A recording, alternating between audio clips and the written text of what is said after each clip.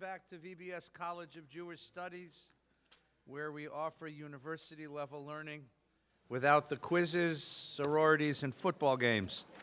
So we're delighted to have you here. This year we're doing a survey of Jewish history, and tonight we're going to begin our conversation about Jewish modernity, and I'll be presenting tonight, and we'll offer an overview of the issues of Jewish modernity. And then for the next 3 nights, for the rest of February, we're going to be graced by 3 wonderful teachers who are going to come and take up different aspects of Jewish modernity. Next week, which will be on the 7th, right, of February, our guest will be Dr. Gil Graff. Gil is the director of the Builders and Bureau of Jewish Education. He is what? Steve Ross is next week? I'm sorry. Next week, our guest will be Steve Ross. Thank you for correcting me.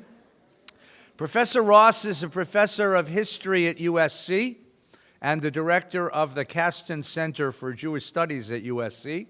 And he's just come out with a marvelous book. And the name of the book, it's on the flyer. What is it? It's How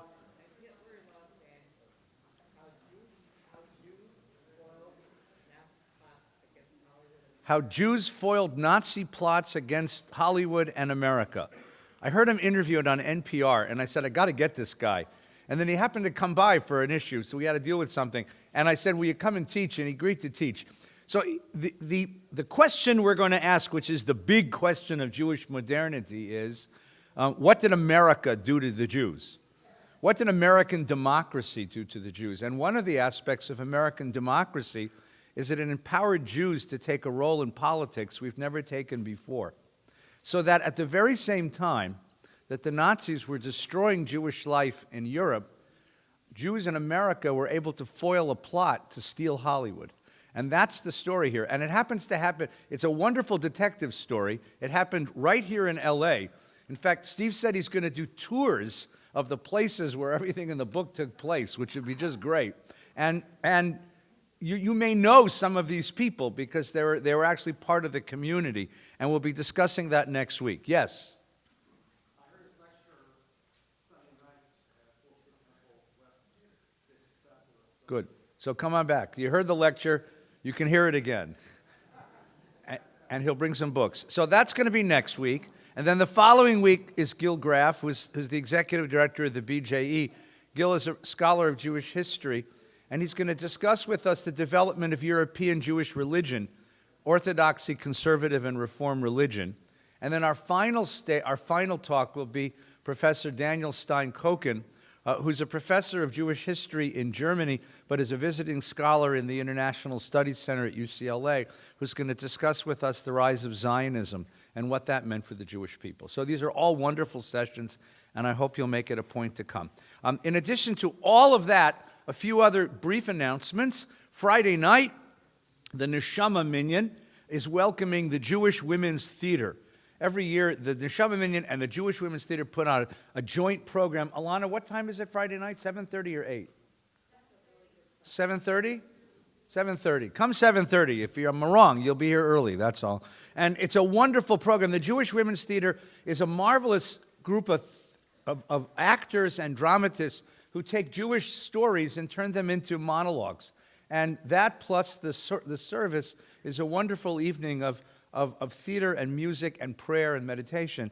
And the topic this year is the accidental activist, people who fell into activism and discovered their purpose in life. So please come Friday night. It's a beautiful service and a wonderful evening of learning.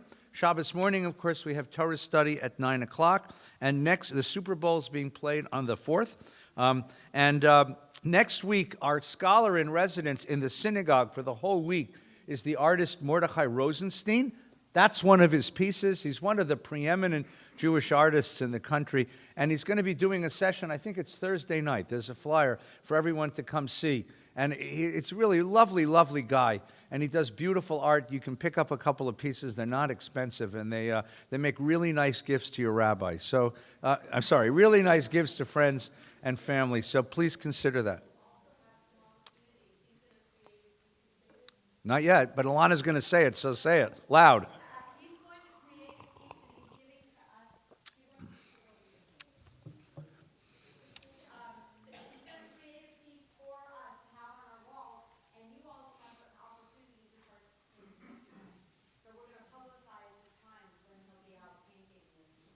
We'll have an artist in residence right here in the middle of the hallway, which is just wonderful. Painting and Pinot. That's creativity and Chardonnay or whatever. Last thing is, we're taking a trip to Israel on March the 6th.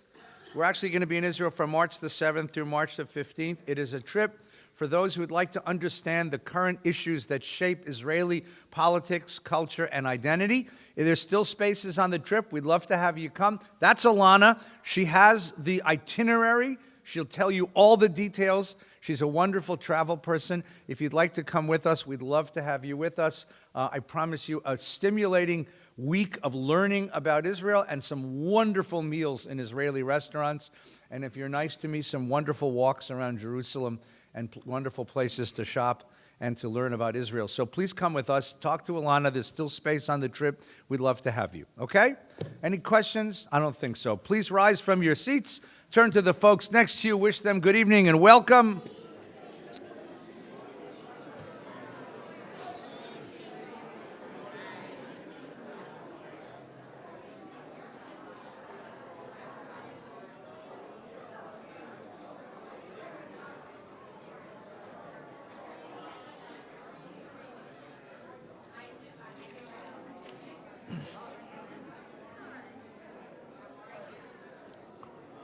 Now don't sit down, stand up and put your arms about the people beside you. Work just behind you, there's some lovely people here.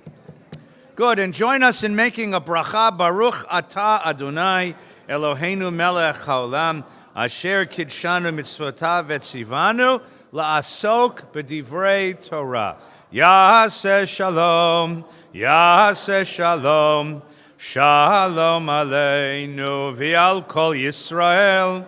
Yaseh shalom, shalom aleinu ve'al kol Yisrael. Yaseh shalom, shalom aleinu ve'al kol Yisrael. Yaseh shalom, shalom aleinu ve'al kol Yisrael. Yaseh shalom, shalom aleinu ve'al kol Yisrael. Please be seated. Please be seated.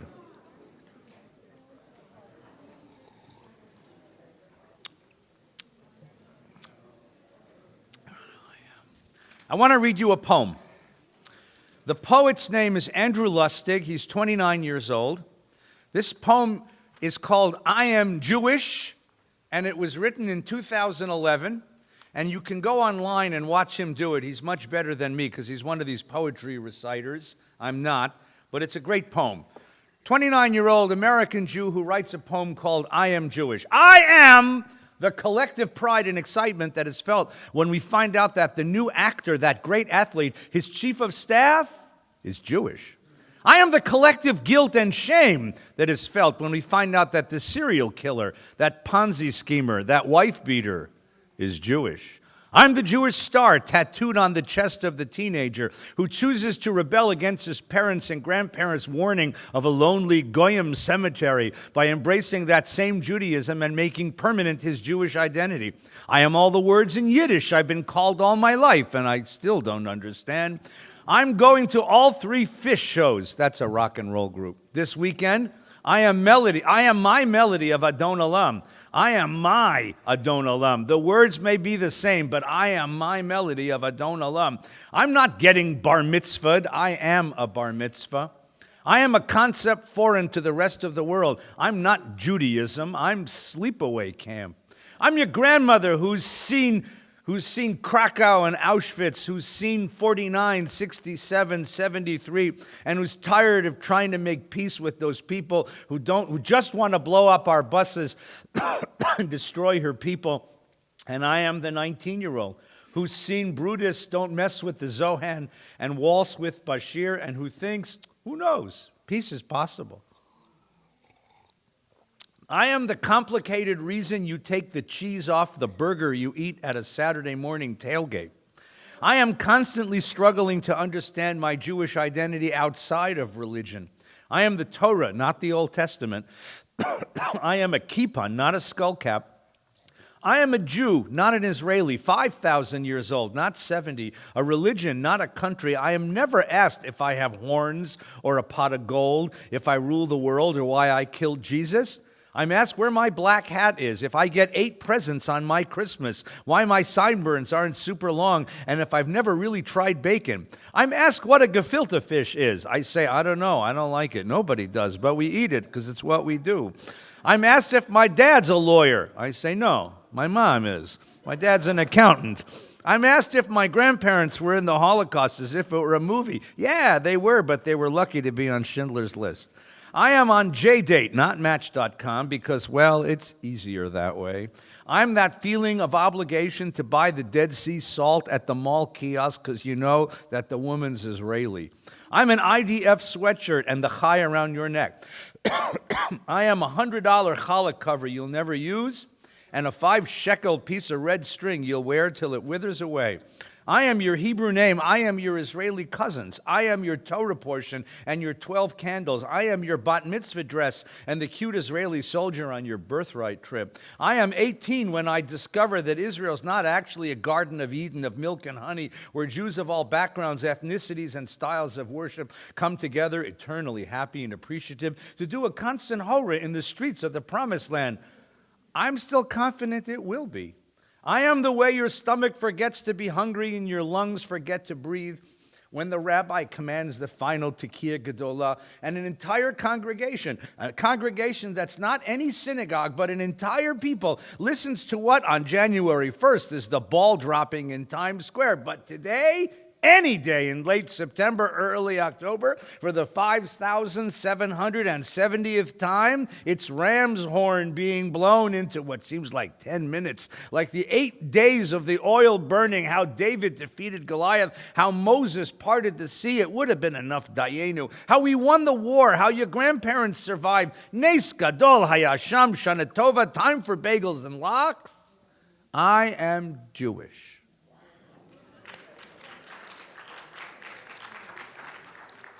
What do you think of that? Kind of cool. It's even better to see a 29-year-old with dreadlocks read it, right? This one's not so. But you get a sense of this, right? What's interesting about this? He's proud, he's not ashamed. It's positive. He's not hiding. He's not worried. He's not running away from something. Quite the contrary. He embraces many different kinds of being Jewish.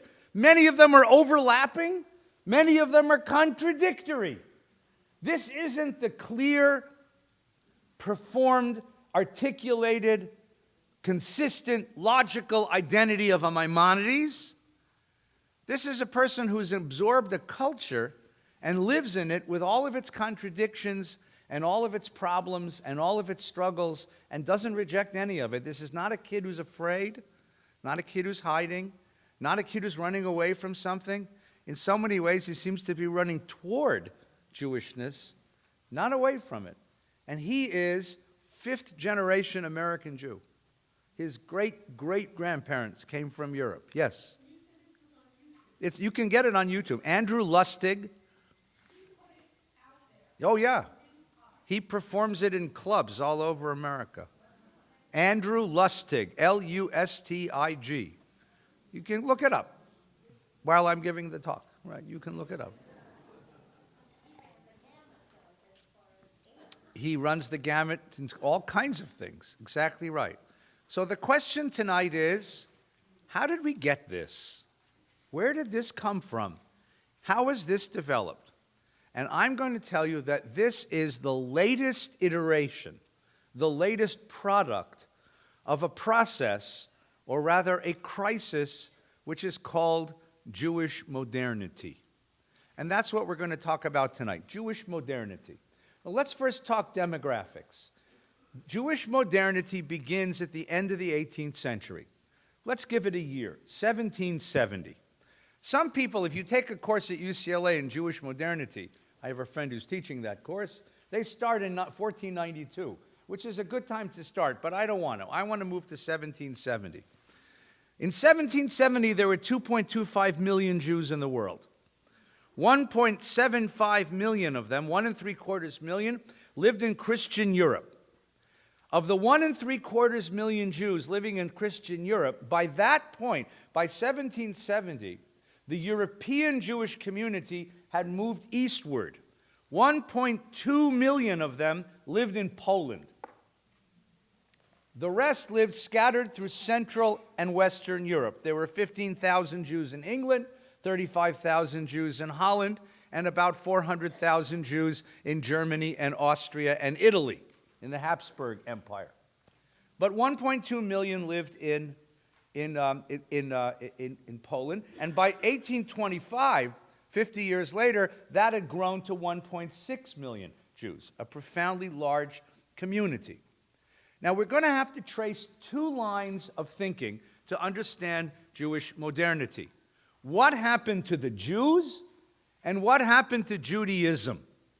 They're intimately related, as you'll discover, but there's actually two lines of narrative. Now, when we look at the question of what happened to the Jews, we have to divide that into two. What happened to Jews in Central and Western Europe, and what happened to Jews in Eastern Europe? What happened to Jews in Eastern Europe is that the Kingdom of Poland was divided between 1720 and 1790. It was partitioned and carved up. Part of it went to Prussia, and most of it went to Russia. And the Jews of Russia were placed into a condition which we would have called medieval, in the sense that they were restricted to certain geographic areas, restricted to certain occupations, restricted to a lower level of society, of rights in a society. They lived under medieval conditions until they left at the end of the 19th century. The Russians were deeply hostile and deeply suspicious of Jews, and they never gave Jews rights. It's the Jews of Central and Western Europe that experienced a revolution. And that revolution is called emancipation. Now, just before the advent of modernity, medieval society identified Jews as a corporate entity. The church was a corporate entity, the guilds were a corporate entity, and the Jews were a corporate entity. You didn't belong to a state, you belonged to the Jewish community. The Jewish community as a collective paid taxes to the king. The Jewish community as a collective had rights, obligations, possibilities, and restrictions. More restrictions than anything else.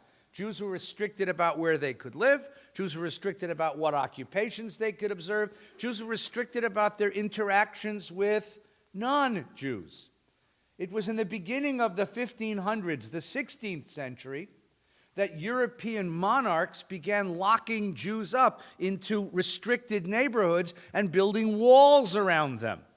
The neighborhood in Venice, which was one of the first, the neighborhood they put the Jews in Venice, happened to be the neighborhood where the iron foundry was. The Italian word for iron foundry is ghetto. And that's where the notion of the ghetto comes from. Jews were not permitted to live where they wanted. They had to live in this one restricted area. They could go out in the morning and work, but they had to be back by nightfall. And non-Jews were not permitted to come into the ghetto. Jews were not permitted to employ non-Jews in their businesses, although Jews could work for non-Jews. And this was the rule of the ghetto. And this idea of the physical geographic restriction of Jews caught on all over Europe, so European towns had Jewish neighborhoods, ghettos all over Central and Western Europe, wherever they let Jews live. And then in the end of the 18th century, we have the beginning of democratic revolutions. We had one here in America in 1776. You might have heard about it, right? A few years later, there was a revolution in France. The French Revolution. The people rose up against the king. They guillotined the king, right, and his wife, and they took control of the government. And this was a revolution in the name of the people. And shortly after that event, the French Republic published one of the great statements of world politics. It's the Declaration of the Rights of Man and the Citizen, which if you've ever studied it in your world history classes, sounds a lot like our Declaration of Independence, because it was based on the same fundamental philosophical foundations. Here's just a line from it, and I gave it on here. You can read it with me.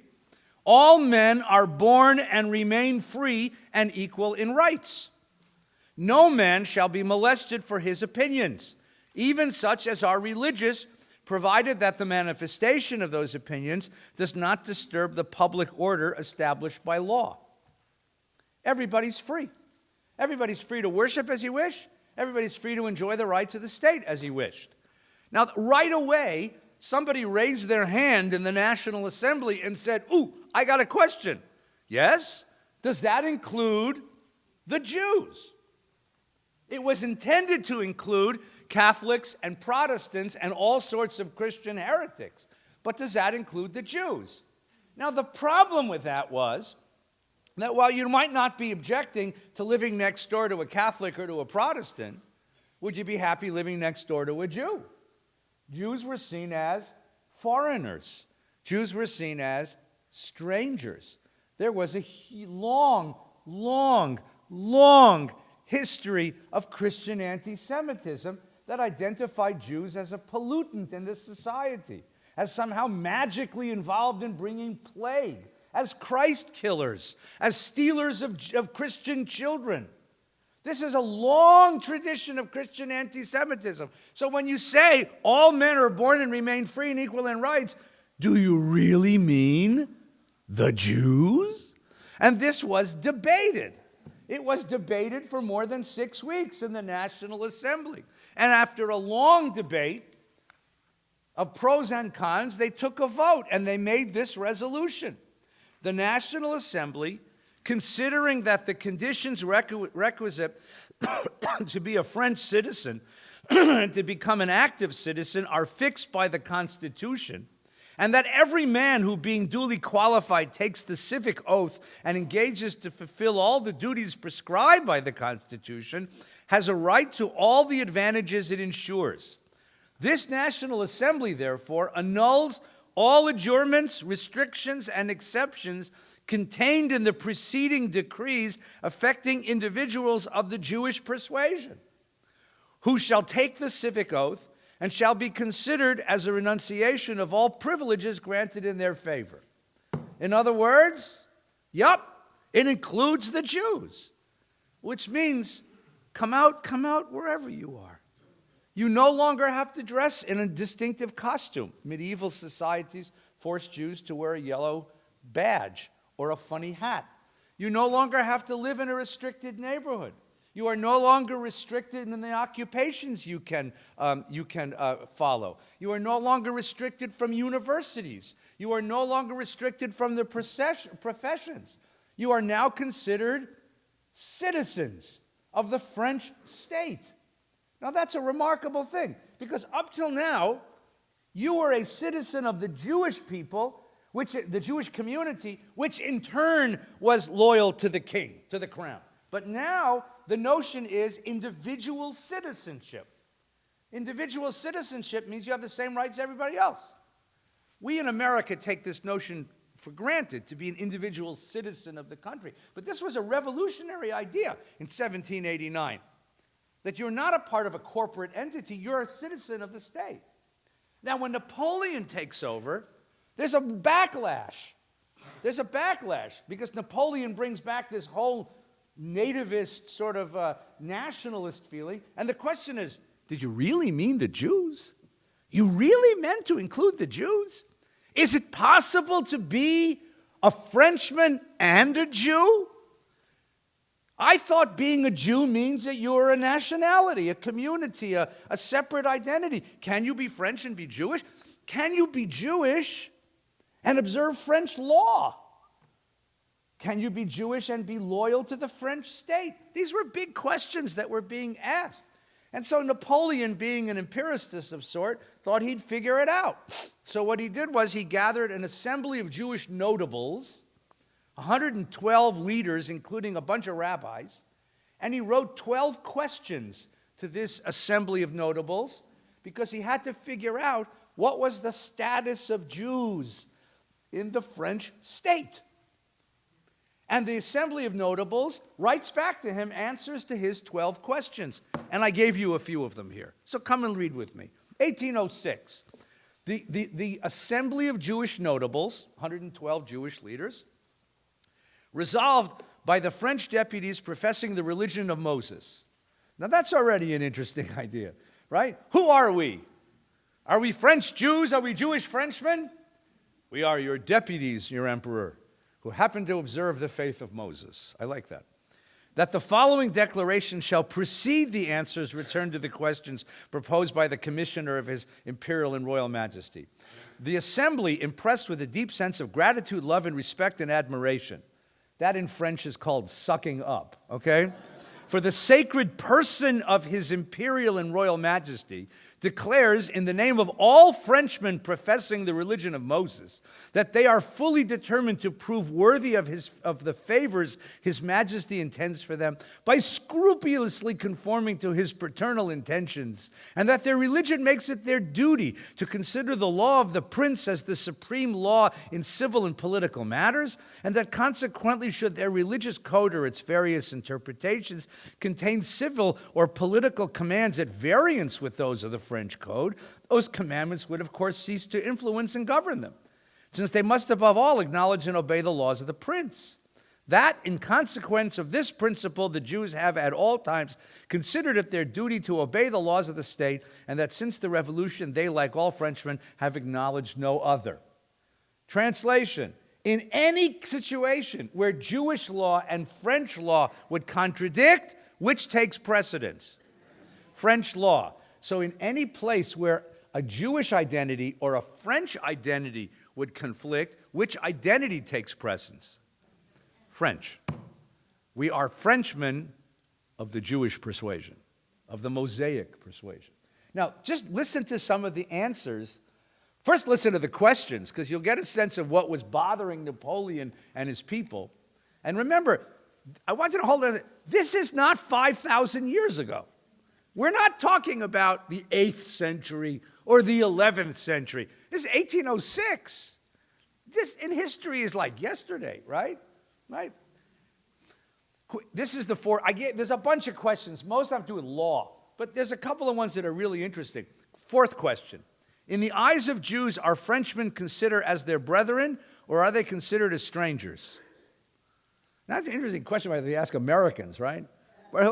And then the answer that the assembly gives them is this one. In the eyes of Jewish Frenchmen, in the eyes of Jews, Frenchmen are their brethren and not strangers.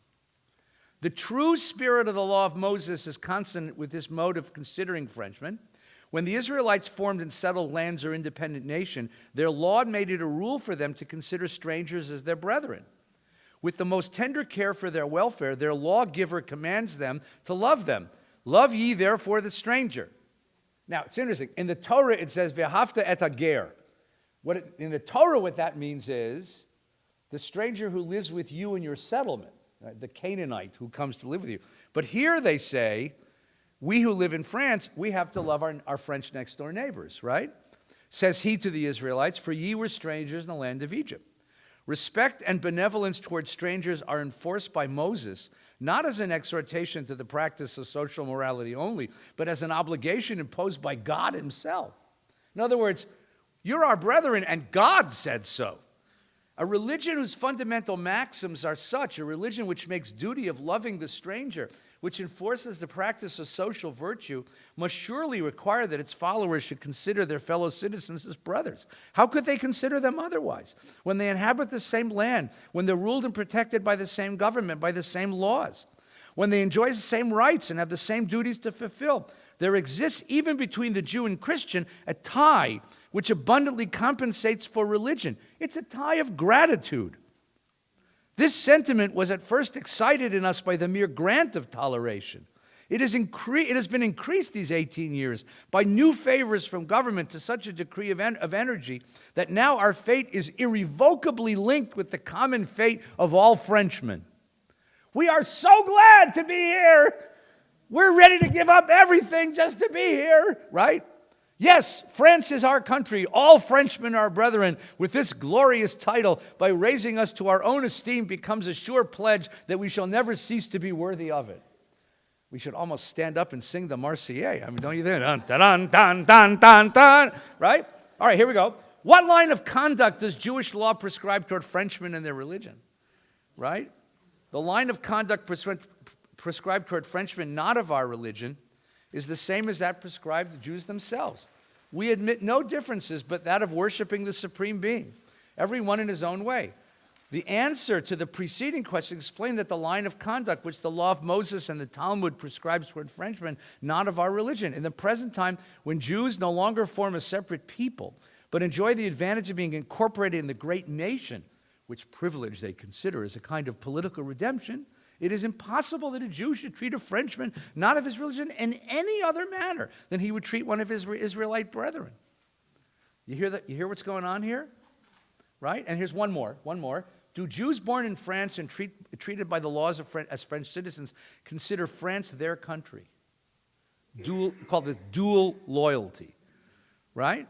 Men who have adopted a country, who have resided in it many generations, who even under the restraint of particular laws which abridged their civil rights, were so attached to it that they preferred being debarred from advantages common to all other citizens rather than leave it, cannot but consider themselves as Frenchmen in France, and they consider as equally sacred and honorable the bounded duty of defending their country. The love of the country is in the heart of Jews, a sentiment so natural, so powerful, so consonant to be their religious opinions, that a French Jew considers himself in England as among strangers, although he may be among Jews, as is the case the same with English Jews in France. What do you think? A little overstated? Yeah, but you hear what they're doing? You hear what they want most? What do they want most? They want to be accepted. Please, please accept us. And what are they willing to trade for that acceptance? Everything that makes them distinctive. We are willing to give up everything that makes us distinctive in order to be one of you. There's a lot of jokes about this, a lot of funny jokes about the guy who waits 25 years to finally get accepted to the country club, and on the night of his initiation stands in front of his brethren and says, "My dear brethren, my fellow goyim." I mean, that need to be accepted. But you understand that need to be accepted is a reciprocal response to the 1,000 years of rejection, and to the bitterness of that rejection, and to the pain of that rejection. And so you have this ferocious desire to become accepted, so much so that he says, a French Jew in England feels a stranger, right, among English Jews, because he feels affinity with French people. I mean, that's such a powerful statement, right? This becomes what's called the emancipation bargain. What was the emancipation bargain? Give up your distinctiveness, give up your differences, give up everything, except the only thing you can keep is the worship of your one God, and we will accept you as full brothers and sisters. That's the emancipation bargain. Napoleon said yes. In 1806, Jews were then given full civil rights in France. In 1848, that came to Austria and Italy. In 1871, it happened in Germany. Jews were given their political and civil rights. 1776 in America. So if you're following the map, it moves from west to east. It's America, England, France, Austria, Italy, Germany. It never got to Poland. It never happened in Poland or Russia. Now, what does this mean? I am now a citizen. I no longer have to live in the ghetto. I can live in any neighborhood I can buy a house in. I no longer have to wear distinctive dress. I can dress as any other French, English, Dutch, Austrian, German, Italian gentleman. I can send my kids to whatever school will accept them. I can join any profession that will have us. I can do business with non-Jews just like do business with Jews. I can buy and sell. I can buy property. I can settle my claims in court as an equal. Then what happens then? Now we switch terms. What happens to my Jewishness when all of the signs of distinctiveness that kept me as a separate people during the Middle Ages are given up, and I begin assimilating culturally into the societies which accept me? Now, suddenly, being Jewish is not forced upon me. In the Middle Ages, you had no choice. If you left the Jewish community, you were literally in no man's land. You had no identity. There was nowhere you could be because you weren't a citizen of the state and you had no rights. But now that you have rights as an individual, as a citizen, being Jewish is no longer an identity that is ascribed to you. Being Jewish is fundamentally an identity you choose. And would you choose it? Do you choose it? And what does it mean to choose that identity? This now becomes the cultural implication of emancipation. Now let's switch to that question. What happens to Judaism? Because in addition to being welcomed as a citizen of France or Germany or Austria or Italy or England or Holland or any other place, America, I'm now entitled to participate in the cultural life of those communities. And for the first time in 1,000 years, Jews are now listening to the conversations in the non-Jewish intellectual world. I'm not forced just to talk to myself. Up to that point, the only ideas I would ever hear in my whole life are ideas from other Jews.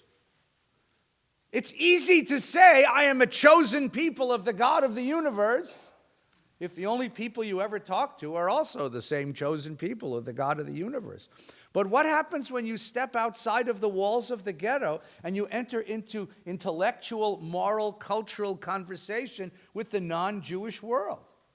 You start hearing ideas which begin to directly challenge the truths of your own faith. You once said, we have the only true faith. They are all barbarians. We have a lot of words for them. I don't know if you knew this, right?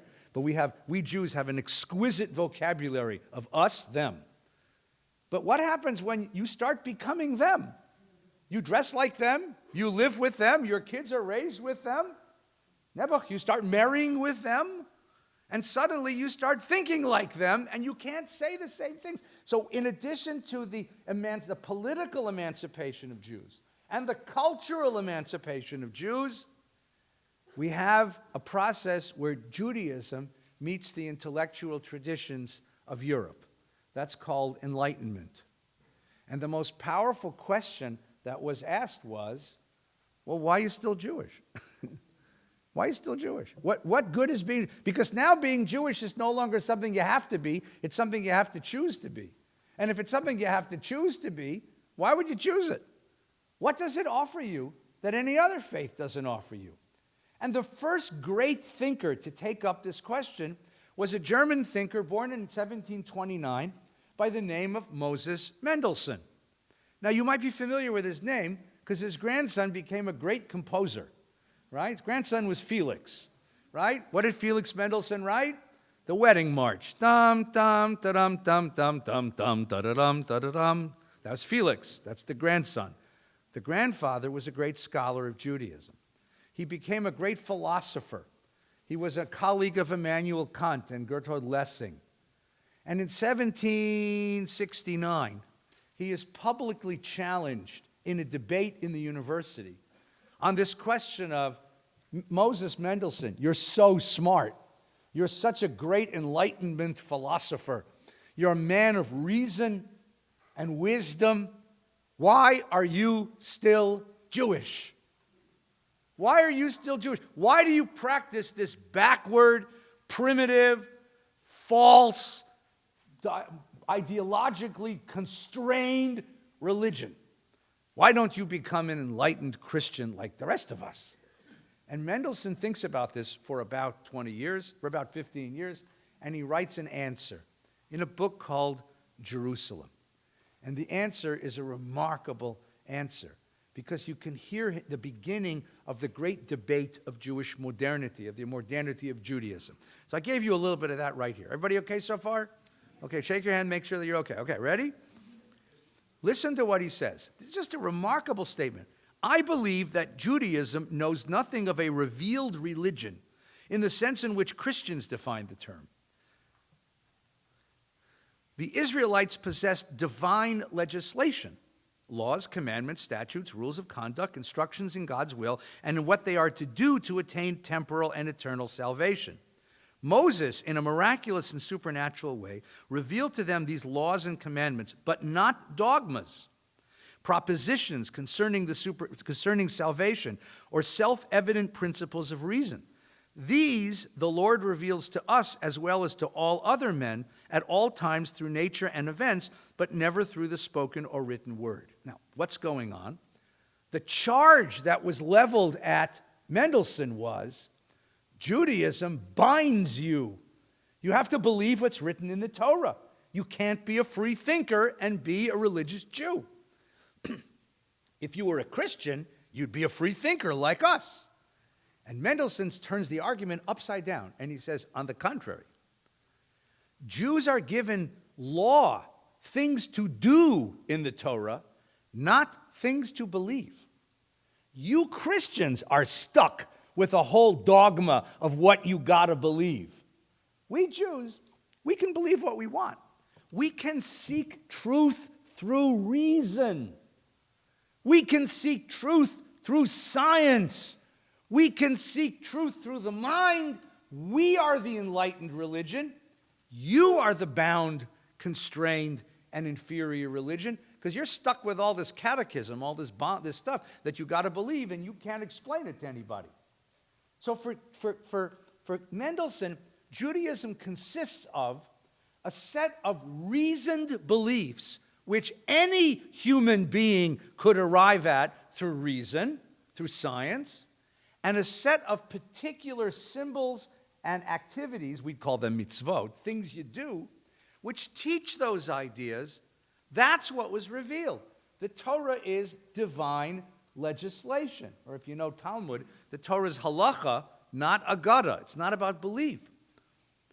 The voice, here, go back to the text with me. The voice that was heard at Sinai on that great day did not proclaim, I am the eternal your God, the necessary autonomous being, omnipotent and omniscient, who rewards men in the future life according to their deeds. This is the universal religion of mankind, not Judaism. And this kind of universal religion, without which man can either be virtuous or happy, was not, and in fact could not have been, revealed at Sinai.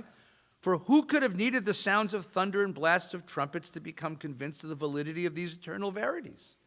In other words, look, the fundamental truth of God's existence is anything that any thinking man would find, would arrive at himself.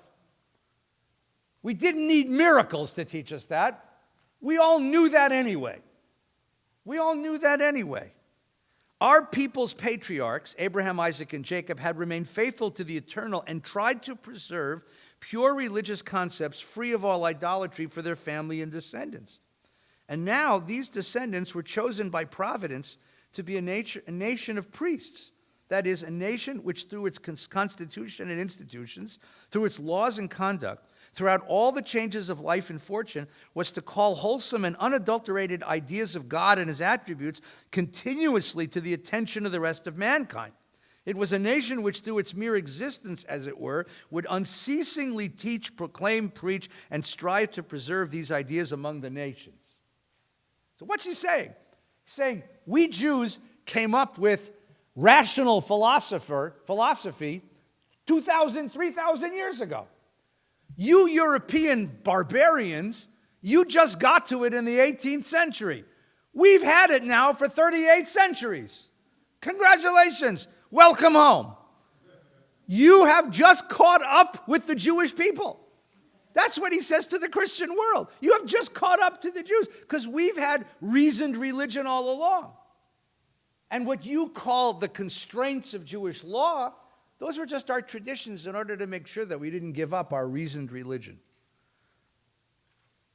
And that was divine legislation. Now, think of what he's saying. What he's saying is just remarkable. What is he saying? You only believe that which you can believe. And if you can't believe it, don't believe it. Religion has to be reasoned. Religion has to be reasonable. And in order for religion to be real, you have to arrive at it with your own mind. Nobody can tell you what to believe. Nobody can tell you. And I can tell you what to do. I can tell you, you don't eat milk with meat. And you ask me why, I can tell you the reason for that. But I can't tell you what to believe. You have to arrive at your own beliefs yourself. This is the cultural extension of political emancipation. Political emancipation said, you don't have to be Jewish anymore, you can be a Frenchman.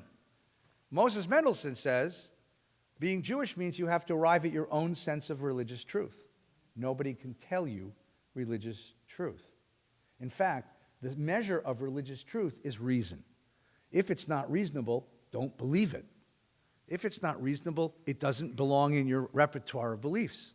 Only do that which is reasonable. So finally, he concludes, and this is his statement to us. This is in 1783. He's talking to Jews. And what does he tell us? Adopt the mores and constitution of the country in which you find yourself, but be steadfast in upholding the religion of your fathers too. Bear both burdens as well as you can.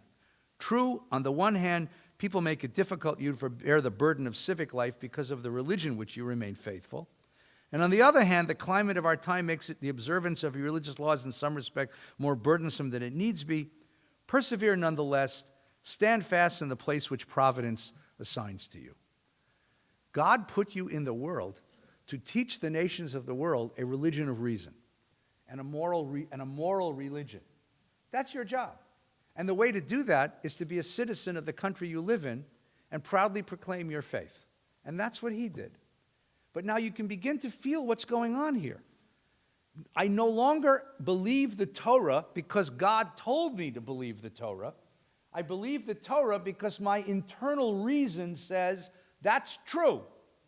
What if I come to a story in the Torah which my internal reason says, no, that can't happen? Talking snakes. Talking donkeys. You know, sticks that turn into snakes, bushes that burn and don't burn up, frogs that jump all over the damn place. What if I come to those stories? Well, then I got to start pushing those aside because reason is now the arbiter of truth. And not only is reason the arbiter of truth, my reason is the arbiter of truth. It's no longer a communal kind of thing. It's now going to be my own personal exploration and decision of what sort of Judaism I'm going to observe. And from Mendelssohn, you can begin to imagine the revolutions of modernity. So now we have two of the elements of modernity. Element number one is political emancipation, which means being Jewish is no longer a fate, it's now your choice. And number two, we have an openness to the outside world, a conversation philosophically with the outside world. And the authority of what makes me Jewish, what is Jewish for me, moves from the rabbi, from the community, from the Shulchan Aruch, any of the holy books, to me. It's an individual decision. And you can see now what's going to happen. Can you all see what's going to happen? What's going to happen next? Well, somebody's going to say, if we're going to have a Judaism that we can all believe in, we're going to have to reform the Judaism that's being taught to our children. Otherwise, they're going to reject it as a bunch of hocus-pocus fairy tales. And so out of Moses Mendelssohn, quite directly out of Moses Mendelssohn, you're going to get the birth of a Reformed Judaism. Reformed Judaism is born in the middle of the 19th century, just a generation after Mendelssohn, in Hamburg. And by the way, interestingly, it doesn't start with philosophy. It starts with music. If I'm a cultured German Jew, and I go to the opera, and at the opera I hear beautiful music which inspires me, right? Now I come to shul. What do I hear? Geschraying. That's a technical term. People screaming. What do I want? I said, why is it that the opera is so much more inspiring than the synagogue? So someone had the bright idea of bringing the opera into the synagogue. Give me a cantor who can sing, not shriek. Give me an organ, maybe an orchestra. And they put an organ in the synagogue of Hamburg. And guess what happened? Come on, you're all members of a shul. Guess what happened? Guess what happened? Guess what happened in a shul where they bring an organ? They argued. They had a fight. Half the shul said, finally, a synagogue I can be proud of. And the other half said, you've betrayed the traditions of our ancestors. And it split. Does that sound familiar? You ever know that? Any synagogue, by the way, that's called Anshe Emet is the breakoff. Any synagogue that's called Beth Shalom is the third breakoff, right? Any synagogue that's called Beit El, that's the first one, right? The synagogue broke in half. And the synagogue that was remained with the choir and the organ and the cantorial guy who was trained by the opera, they went one step further. They said, why should we listen to a sermon in any language except the language of the land? So they started giving sermons in German. And then, how should we dress for synagogue? Stop dressing like schleppers when you come to shul. If you get dressed up for the opera, you should get dressed up for the synagogue. There's a synagogue in Montreal. If you're going to sit on the bima, you have to wear a morning coat, an ascot, and a top hat. Still, today, I have never been to this synagogue. It's not my kind of shul, right? But the idea, but you see what they were trying to do. If there are standards of aesthetics that move me in the general world, why should the synagogue be inferior? And then they went one more step. And the next step was, can you guess? If you're going to teach a Judaism I can believe in, which is precisely what Mendelssohn asked for. And they begin teaching a new Judaism. Now, in the 1840s and 1860s, there are great revolutions in Europe, and many of the leaders of that reform movement come to America. Among them is a brilliant young philosophical rabbi named Kaufman Kohler. And he comes to America, and he begins organizing the American reform movement. And he wants to push this movement farther, so he convenes a conference of like-minded rabbis, reformer rabbis. This is before there was a reform movement. But he has a group of rabbis, and they meet in Pittsburgh, and they put together what's called a Pittsburgh Platform. And I want to read this to you because I want you to hear how close to Mendelssohn, it's 100 years after Mendelssohn. But listen to the Mendelssohnian themes in this, the religion of reason. The religion of reason. Ready?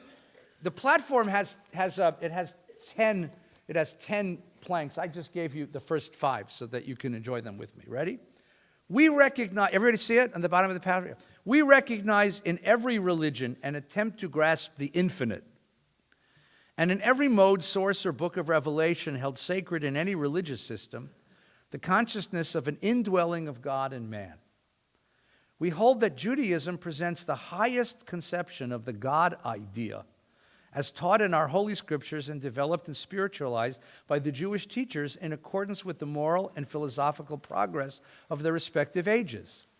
We maintain that Judaism preserved and defended amidst continual struggles and trials and under enforced isolation this God idea as the central religious truth for the human race.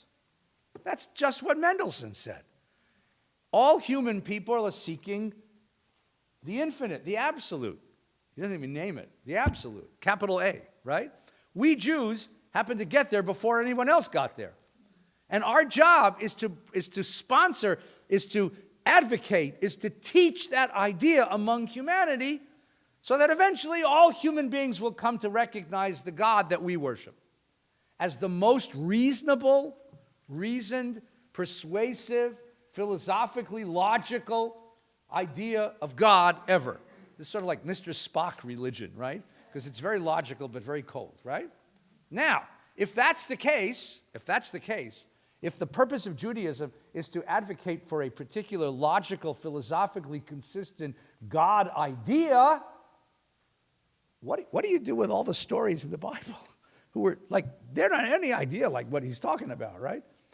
We recognize the Bible as the record of the consecration of the Jewish people to its mission as the priest of the one God, and value it as the most potent instrument of religious and moral instruction.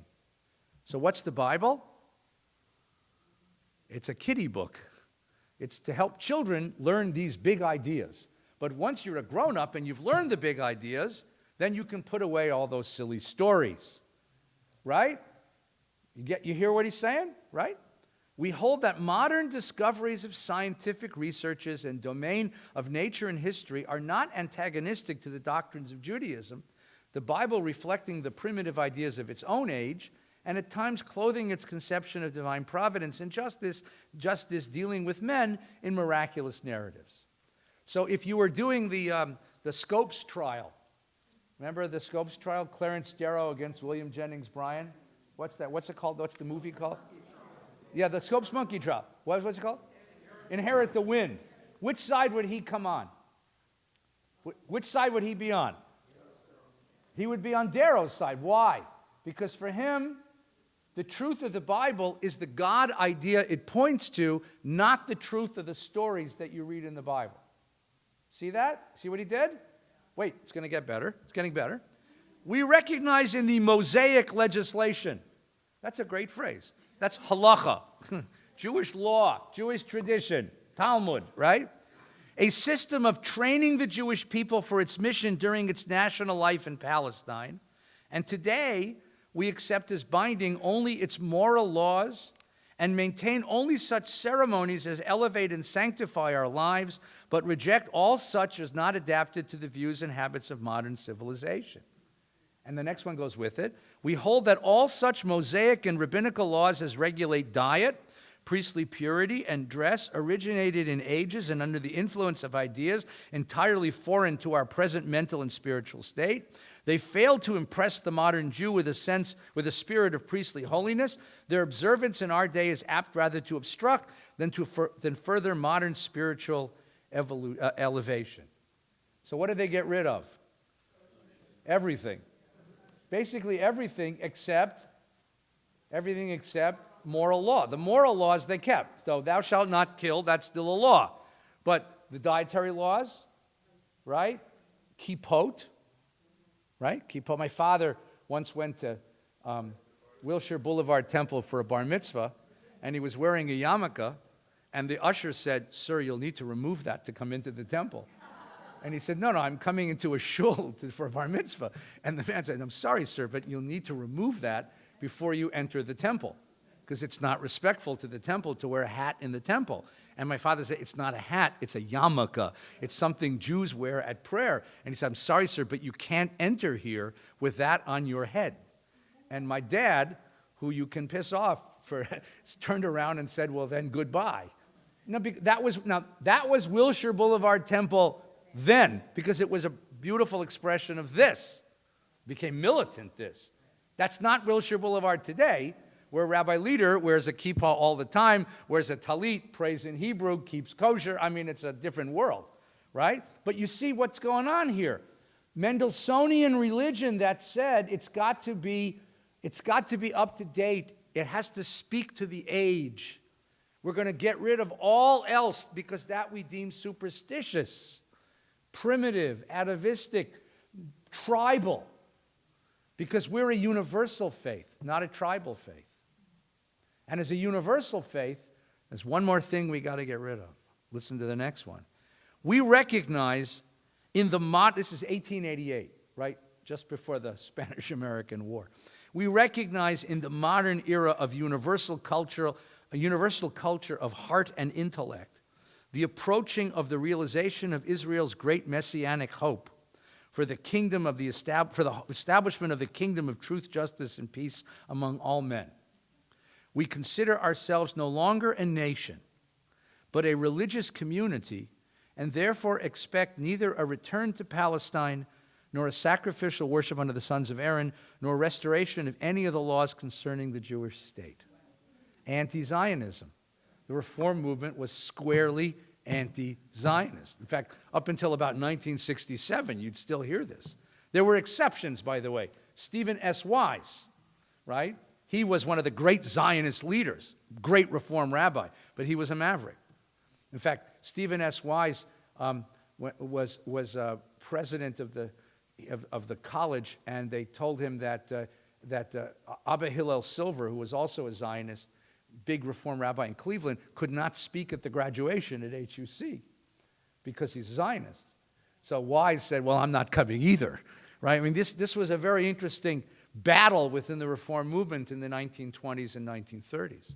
So, but what do you have here? You have a complete articulation of Mendelssohn's ideas into the life of a religious community that interprets itself no longer as a community, as a nation, no longer bound to the forms and expressions of the past, but rather a nation, a community devoted to a universal religious idea and an expression only of those rituals which further that ideal, which means you have an essential core of what's Jewish and everything else you jettison.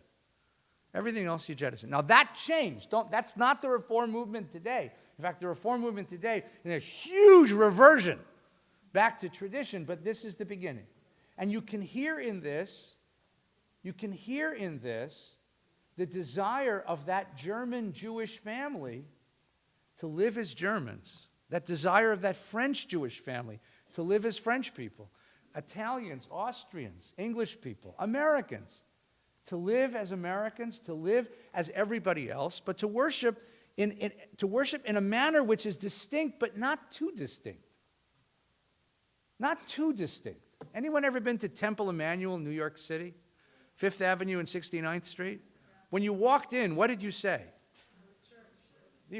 First you say, oh my God, because you've never seen it. But it's churchy. And I mean that in a bad way. It really is. It's so churchy, I have Protestant friends who can't pray there. Right? But it's so, because what is it? It's a statement that says, for God's sakes, we're one of you. And if you go to the back wall, every synagogue on the back wall has the plaques, right? Whose names are on the plaques on the back wall? Bloomingdale, Guggenheim, Olt Sulzberger, Strauss. These are the great German Jewish families who came to America in the 1840s, 1850s, 1860s, 1870s, prospered, and in the beginning of the 20th century, built that cathedral as a way of saying, we are Americans of the Mosaic persuasion. This is exactly what happens. This is the great fight. Now, what happens is there's a counterattack. And this is what Dr. Graff is going to talk to us in 2 weeks. The counterattack was the establishment of something called orthodoxy. Orthodoxy was a counterattack against Reform. Reform was the first self-conscious modern religious movement among Jews. Orthodoxy was the counterattack.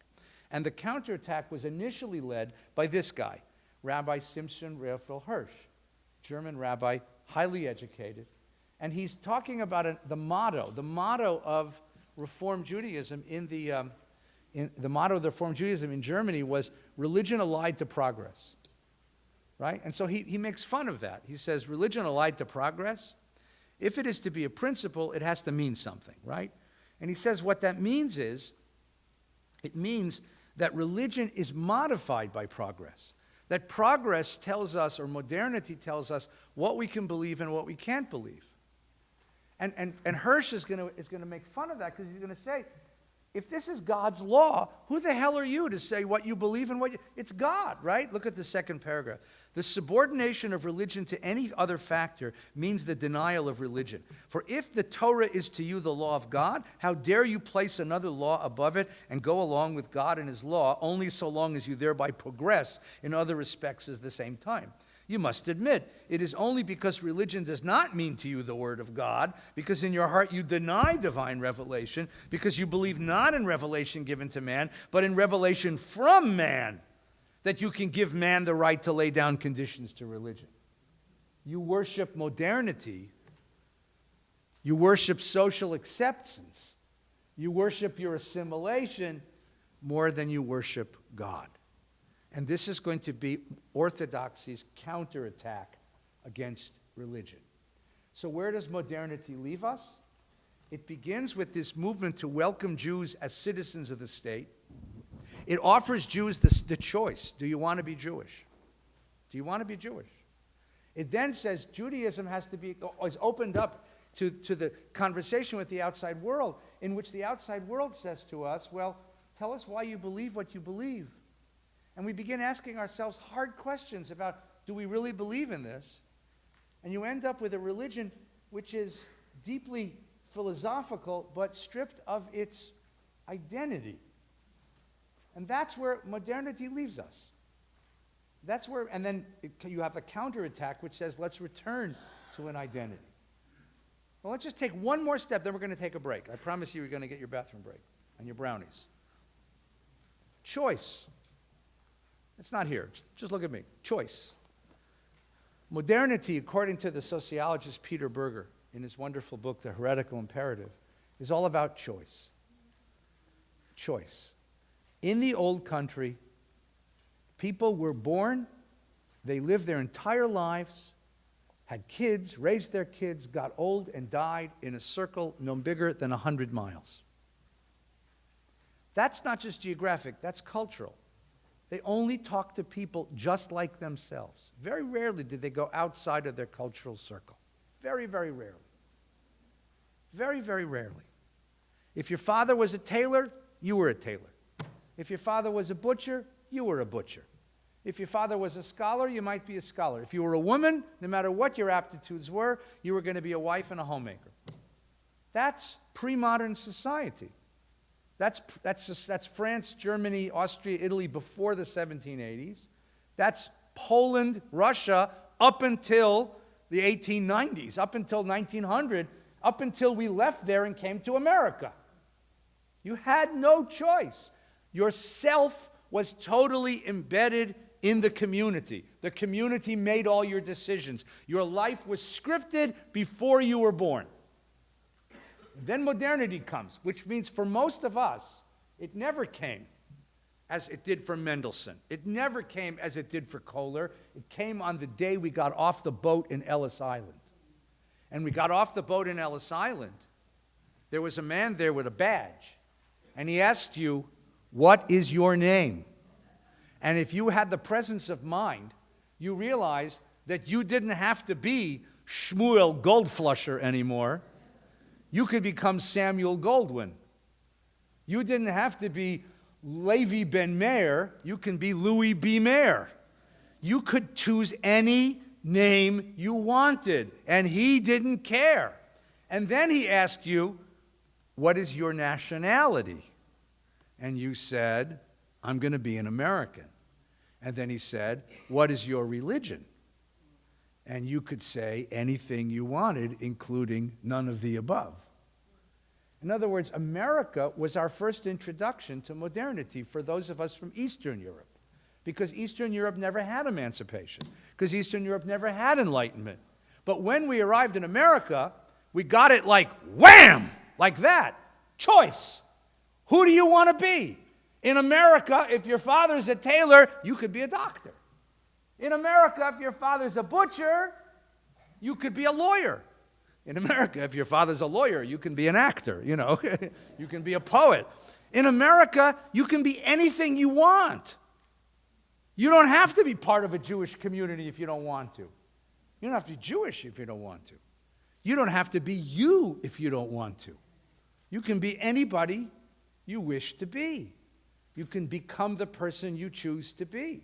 Choice is the great gift of modernity to America. The great gift to us, to the freedom of complete choice of your identity. Look, those of you, some of you went to university. If you didn't go to university, your kids went to university. You look at a university catalog, it's like the New York City phone book. You study anything you want, right? Not only do you study anything you want, the university has a wonderful talent. I don't know how many of you have kids who've gone to university. The university has a wonderful talent. Freshman year, they wipe clean the identity of this child.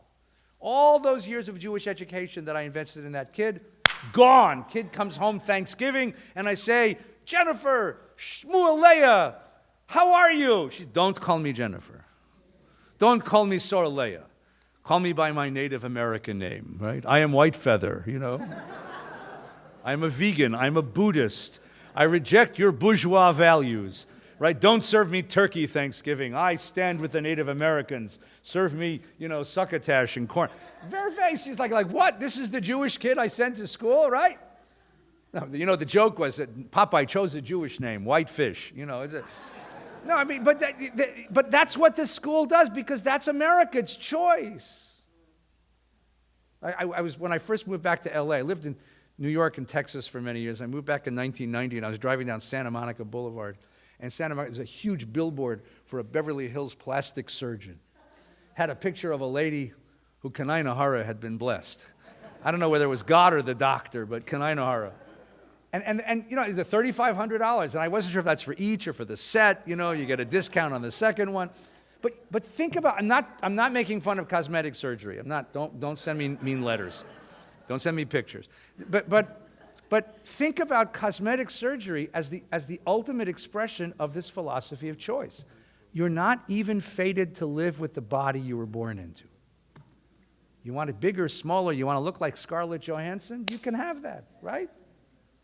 Right? Even transgender kinds of things, meaning that gender is no longer assigned. That is to say that if you're born and you know that you are one gender and the body is a different one, we can fix that.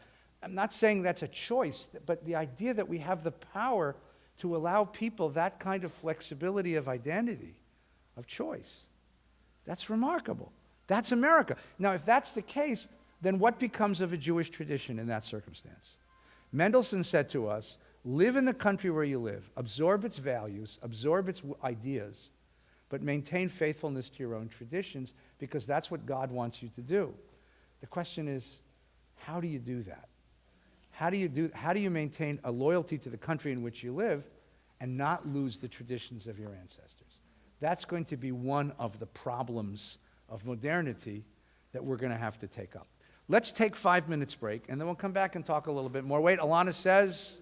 Before you take your break, I just want to let you know that next week, starting at 6, the artist, Mordechai Rosenstein, will be here for you to engage. So this program starts at 7, but if you want to help paint, you can come a little early.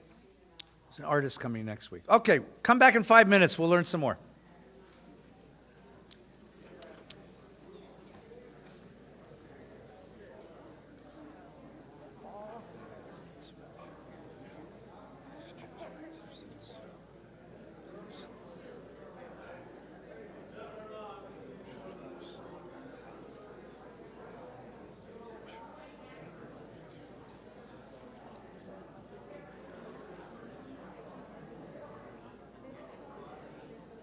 Okay. Shh. There are 3 elements to modernity. We've talked about 2 of them. The first element is emancipation, which allowed Jews to consider themselves citizens of a state, no longer corporate members of a community, and therefore it allowed for the beginning of modernity's most important feature, which is choice. I pull my own strings. I choose my own identity. I keep my own values. I shape my own attitudes. I embrace my own faith. Choice is the first element of Judaism. And the challenge of choice is, now Judaism is a choice, not an ascribed identity. Will people choose to be Jewish? The second element was enlightenment, which opened Judaism to a conversation with outside cultures. In Mendelssohn's case, it was outside culture of German philosophy, which privileged reason. And his statement was that Judaism is the ultimate religion of reason, even more so than Christianity. But directly from Mendelssohn, you get this idea of the early Reform movement, which said, well, if it's reason that is the arbiter of religious truth, if truth is only truth because it's reason, it's logic, we're going to throw away all the elements of Judaism that are not logical, reasonable, and rational. And you end up with a denuded, a sort of stripped-down version of a Reformed Judaism. The third element, you'll see in just a moment, is this element of history. But let's go back to this second idea again. It's not only reason, As we enter the 20th century, something else comes to challenge the truth of Judaism: science. Science.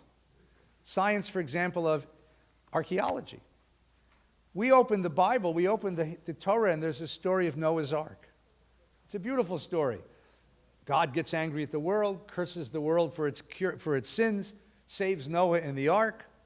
Noah waits for the rains to subside, sends out a dove. Dove comes back with an olive branch. Noah comes out of the ark. Archaeologists dig up the ancient city of Nineveh. Today it's called Mosul in Iraq. And they discover the ancient library of Babylon. And the ancient library of Babylon, they discover the ancient Near Eastern texts. And guess what? There's a flood story.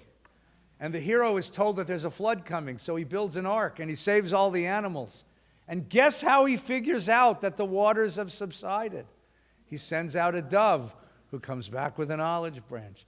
In other words, suddenly we understand that we are part of a culture, and we have always been part of a culture in conversation with outside cultures.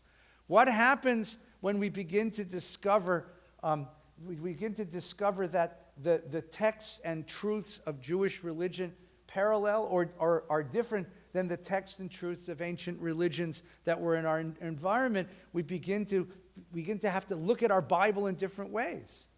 The truth claims of Jewish life have to be substantiated, but in different ways. You can't simply say, it's true and that's the end of it. And begin to have doubts, because now I have to understand it differently. You remember that there's a rabbi in our neighborhood here, dear friend of mine, who got up he did a very unwise thing. I love him, but he did an unwise thing. He gave a sermon on the first day of Pesach where he said there's not one bit of archaeological evidence that there was an Exodus. Now, you can say that on a Wednesday night at the College of Jewish Studies and get away with it. But you don't give that as a yontif sermon on Pesach, for God's sakes. Right? And then what you really don't do, and I love you, David, I really do, but you don't invite your friend who writes for the LA Times to come hear the sermon. Right? Okay? But he wasn't wrong. I mean, what he was trying to say was, if we teach our kids that these stories are all true, and they go to UCLA and take an archaeology class, you're going to destroy their faith.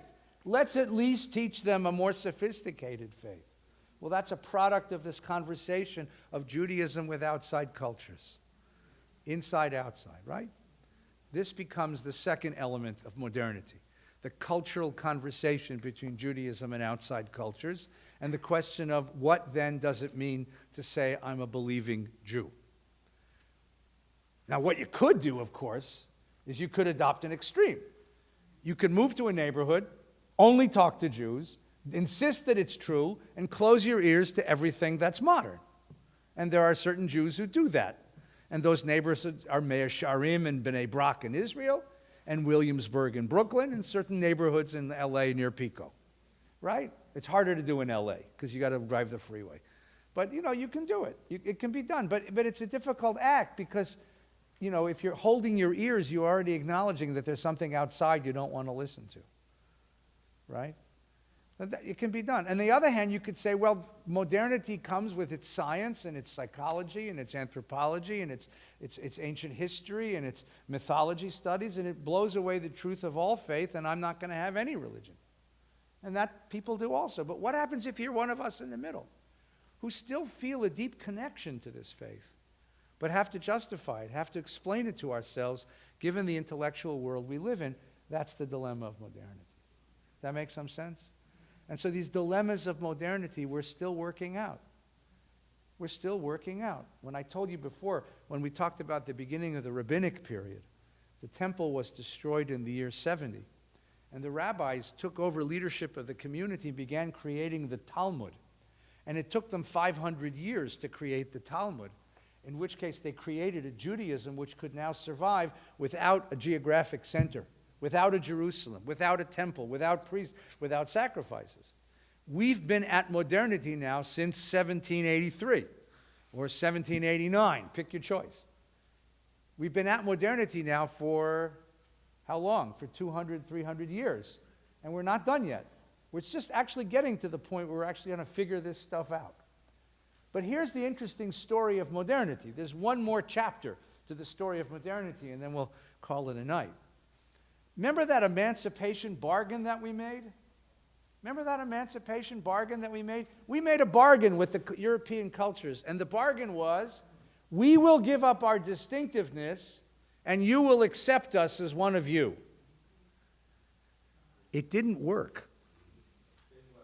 What? Well, they claim we did, but it didn't work. And the people who knew this the best were the people who went on to form the Zionist movements. So let's take a look at a couple of their statements, okay? This gentleman's name is Max Nordau. You probably never heard of him, but if you'd lived about 100 years ago, you'd have known his name. Because Max Nordau was one of the most famous Jewish intellectuals in Europe. He was a psychiatrist in Paris. And the myth that's told, the story, and I can't verify that it's true, is that Theodor Herzl, the great founder of Zionism, was living in Paris and began his Zionist movement, and his editors in Vienna thought he was nuts. So they sent him to Nordau. And he spent 3 sessions on Nordau's psychiatric couch. And in the middle of the 3rd session, Nordau said, Dr. Herzl, if you're crazy, I'm crazy too. Sit up, we have work to do. And Nordau was the keynote speaker at the first Zionist Congress in Basel in 1897. And he gave a speech, and the speech is a remarkable statement about what happens in modernity. I want to look at Nordau and I want to look at Herzl, right? Here's Nordau. It's just a wonderful piece of rhetoric, if nothing else. The Western Jew has bread, but man doesn't live on bread alone. That's a powerful statement, right? By 1897, Jews had made it. Rothschild was the richest person in Europe. Jews had made it economically in Europe. But he says, there's more to life than making it economically. The life of the Western Jew is no longer in danger by the enmity of the mob. But bodily wounds are not the only wounds that cause pain and from which one may bleed to death. The Western Jew meant emancipation to be real liberation and hastened to draw the final conclusion therefrom. But the nations made him fear that he erred in being so heedlessly logical. That's sarcastic. The magnanimous laws magnanimously lays down the theory of equality of rights. But governments and society exercise the practice of equality of rights in a manner which renders it the same mockery as did the appointment of Sancho Panza to the splendid position of viceroy of the island of Eritrea. That's a reference to the man of La Mancha, right? What to? Yeah, to Don Quixote. Sancho Panza was the little fellow that accompanied him, right? So you're as equal in Europe as Sancho Panza was a prince, right? That's the idea. The Jew says naively, I am human and I regard nothing human as alien. That is the great statement of European humanism. I am human. I am open to all human experiences. I am an equal to all that I meet. But what happens? Right? The answer he meets is, shh, softly. Your rights as a man must be enjoyed cautiously. You lack the right notion of honor, feeling for duty, morality, patriotism, and idealism. You must therefore hold aloof from all vocations which make possession of these qualifications as conditions. Wait, don't turn the page so quick. So the Jew says, I'm ready to be your equal. And the non-Jew say, and the Christians say, not so fast. Right? Does this remind you of anybody? Does that remind you of anything? Do you think of the I Have a Dream speech by Martin Luther King? And he said, we're tired of being told your equality will come tomorrow. We're tired of being told your equality will come tomorrow. Well, the Jews experienced the same thing. They were told in 1789 that they were free and they were equal. But not so quickly. Eventually, you'll be equal. Right? But that's not even the biggest problem. That's not even the biggest problem. The biggest problem he's going to say is not the anti-Semite who prevents the Jew from assimilating into European society. That, you'll see in a moment, is Herzl's problem. That's Herzl's problem. Nordau has a different problem. What does it do to us?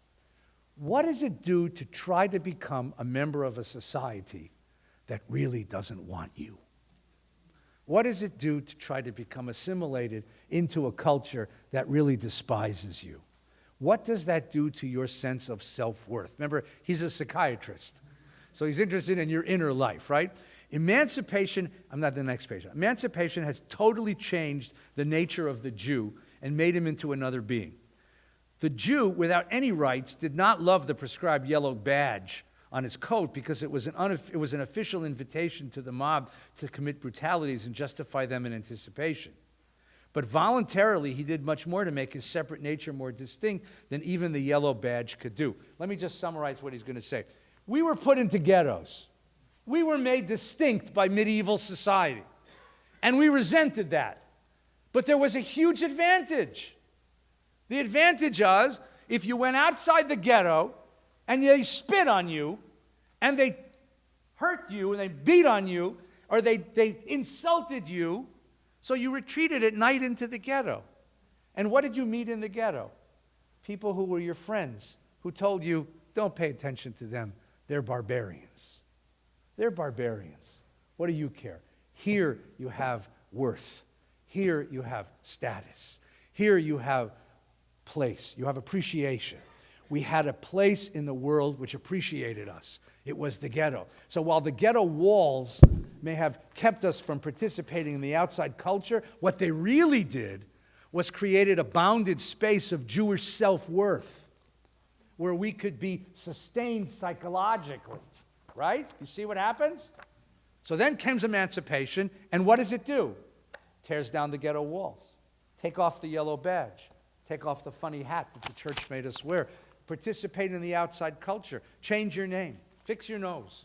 Become like the non-Jews. But you know what happens? They still won't accept you. But now there's no place to go.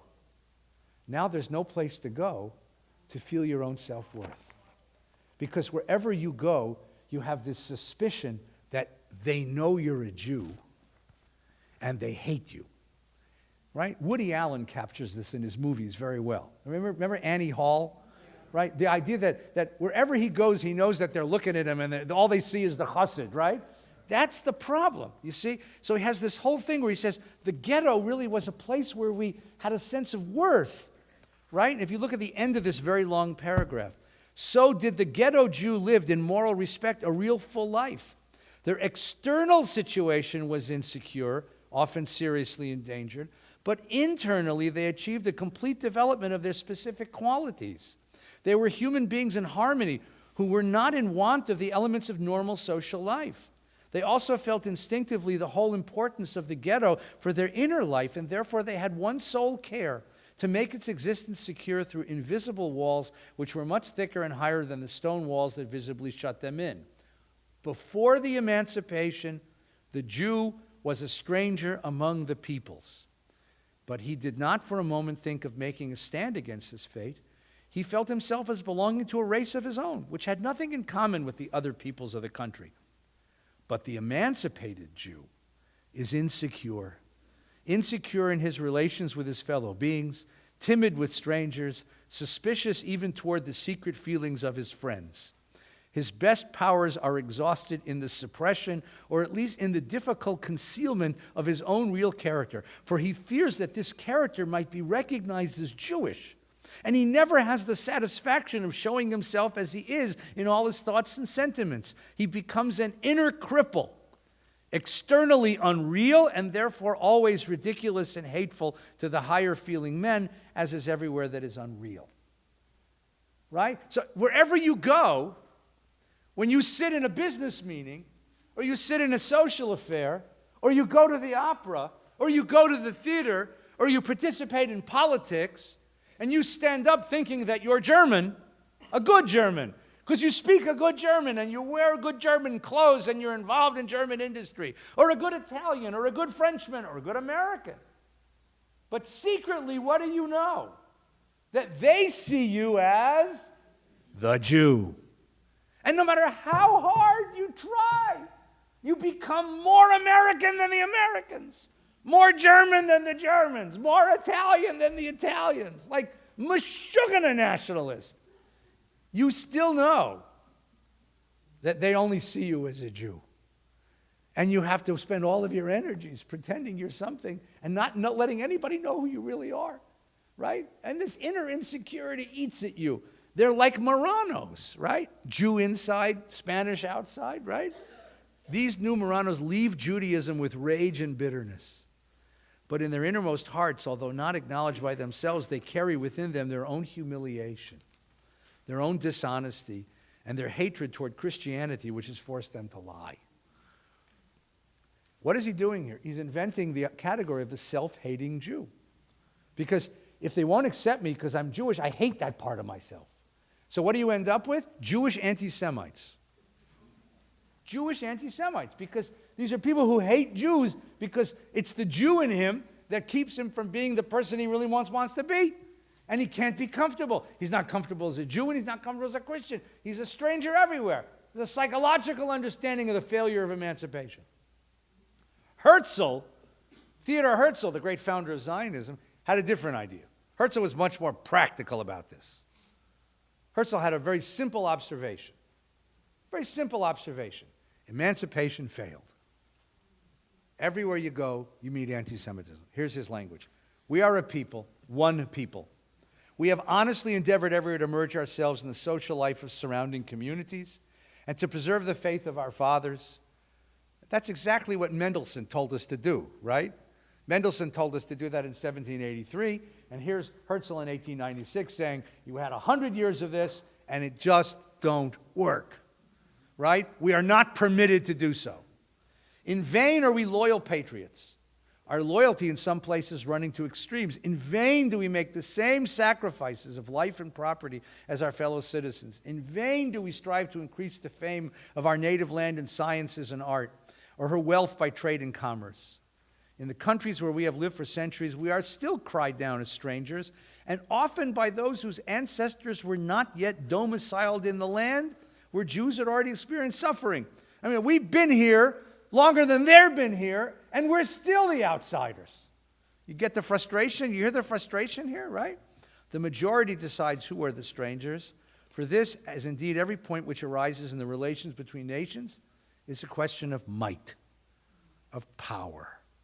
I do not here surrender any portion of our prescriptive right when I make this statement merely my own name as an individual. In the world as it is now, and for an indefinite period will probably remain, might precedes right. It is useless, therefore, for us to be loyal patriots, if only we could be left in peace. But I think we shall not be left in peace, for old prejudices against us still lie deep in the hearts of the people. Can we hope for better days? Can we possess our souls in patience? Can we wait in pious resignation till the princes and peoples of the earth are more mercifully disposed toward us? I say we cannot hope for a change in the current feeling. And why not? Because the nations in whose midst Jews live are all either covertly or overtly anti-Semitic. For Nordau, it's a question of, I'll never be whole as a person, because I'll never be fully a Frenchman, and I can't go back to being a Jew. For Herzl, it's a much more serious political problem. They're going to come kill us one day. Herzl began having nightmares, and I believe, just from reading his diaries, that he saw Auschwitz in his nightmares because he worked himself to death. And he thought, by the way, ironically, he thought it would be in France, not in Germany. He thought France would build the concentration camps, but he saw it in his nightmares because he saw that they hate us. And it doesn't matter, by the way, you can convert and they still hate you because they'll never believe you're a real Christian. You can be Rothschild and they hate you. You can finance the entire French government and they still hate you. If you're a communist, you're a Jew communist. If you're a banker, you're a Jew banker. If you're a pacifist, you're a disloyal. If you're a militarist, you're disloyal. They don't matter what you are, you're wrong. Herzl had this idea that, and the reason is because they'll never accept you, and therefore, there's only one solution to this. And here comes the third element of modernity. The first element is choice. The second element is intellectual openness. The third element is power. Jews cannot exist in the world without power. That becomes the lesson of early modernity. So you have three expressions of Jewish power. Number one, Zionism. And what's the purpose of Zionism? The only power that matters in the world is what a country can have. A country can do things that a sisterhood or a brotherhood or a synagogue can't do. You probably knew that, right? I mean, VBS is big enough to have a foreign policy, but we just choose not to, right? But, you know, a country has an army. A country has a flag, has a place has a seat at the United Nations, no matter how brutal they are. A country can do things that no other entity can do. So Herzl says, we need to get us a country. In America, this became a different argument. In America, we discovered, we met anti-Semitism, but instead of choosing the Zionist idea, as did the European Jews, we chose the democratic idea. We said, we will build a liberal democracy in America that accepts and tolerates all people. And so we built organizations that defended Jews and other minorities. The American Jewish Congress, the American Jewish Committee, the Anti-Defamation League. That became our political ideology. And American Jewish political power is an expression of this same idea, that the only way to defend ourselves is to be active participants in the power that governs the culture of a country. It's not a mistake that there is a question of the Jewish vote, right? I mean, you think about it, Jewish vote. I mean, it's silly. Like, we're what, 2% of the country? Now, we happen to be located in the 5 states where you want to be, right? New York, California, Massachusetts, Florida, and Michigan, and Ohio, and Illinois, right? For those 5 states, right? But the Jewish, because this commitment to taking power, the reason why there are 10 senators who are Jewish, right? Because we have this commitment that without power, we can't be safe in this country. Even in this country, we can't be safe. That's the other element. And the third one is all of the revolutionary movements, the socialists, the communists, and the Bolsheviks, who thought that what they would do is they would revolutionize relations of all people and in the process liberate the Jews. They'd liberate the Jews. So you have all of the Marx and then Trotsky and all the all the Jewish Bolsheviks and the Bundists and all the socialists. And these are the movements of the 19th century, early 20th century, that would solve the problem of the failure of emancipation. So we have 3 elements to modernity, and we're dealing with them now, right? Choice, openness, and power. Choice, openness, and power. And that's what we deal with today. These are our questions that we deal with today in terms of Jewish modernity. And what we're going to see in the next 3 weeks is our 3 scholars are going to come and talk to us about how these work in modernity. Next week, we're going to talk about power in America. That's Professor Ross's observations about Hollywood stopping the Nazis. And number 2, then we'll talk with Dr. Graff about choice and what that did to Judaism in terms of openness and choice. And then Dr. Koken will talk to us about Zionism and how that was an answer to the dilemmas of Jewish modernity. Let's stop here, and let me answer. I got 5 minutes to answer all of your questions about Jewish modernity. Steve.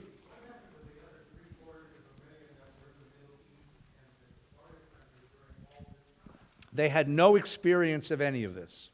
No experience of emancipation, no experience of enlightenment, and no experience of power. So what happened was they lived the same basic medieval lives within the Muslim cultures, right, until the beginning of the 20th century, okay? In the beginning of the 20th century, Arab and Muslim nationalism began to form states out of those countries. And with the advent of the State of Israel, most of those countries expelled their Jews, and there was a tremendous aliyah to Israel from all of those countries. From Algeria, Tunisia, Egypt, Morocco, Iraq, all of those countries sent their Jews to Israel. The only country that didn't send their Jews to Israel was Iran. Iran, which began to be ruled by the Pahlavi family, loved their Jews because the Shah understood what the Sultan of Turkey had understood in the 16th century. Jews are good for business. And the Shah embraced the Jewish community. So brutal as he was to everybody else, the Jewish community, tell me if I'm wrong about this, the Jewish community was very comfortable under his rule, and he had a good relations with Israel. But when the Shah fell in 1989, right? 1979, and the Ayatollah came, the Ayatollah started doing to the Jews of Iran what the rulers of Morocco, Tunisia, Egypt, Iraq did to the Jews in 1948 made life miserable for them, and most of them moved here to Israel, to Great Neck, New York, and to Los Angeles. We were very lucky. We got the best of them, right? Right? Especially in the valley, there's a filter on the 101, on the 405, and all the really wonderful, open-minded, intellectually progressive, religiously creative, morally superior came here, and the rest stayed there. So you can't see it if you're not Iranian, but some of us have learned to see. So we're really proud of the community that's become part of Valley Beth Shalom. So that's where it happened. They came to Israel. They're in Israel now, mostly. There are very tiny communities left. There are tiny communities left in Morocco, in Iraq, right, in Afghanistan, in Algeria. These tiny communities left, but most of the Jews of those countries made Aliyah to Israel. And Israel did this heroic, miraculous thing of not only absorbing, 500,000 European refugees after the Holocaust, but absorbing, 1.5 million Mizrahi Jews from all over the Middle East and making them part of Israel. The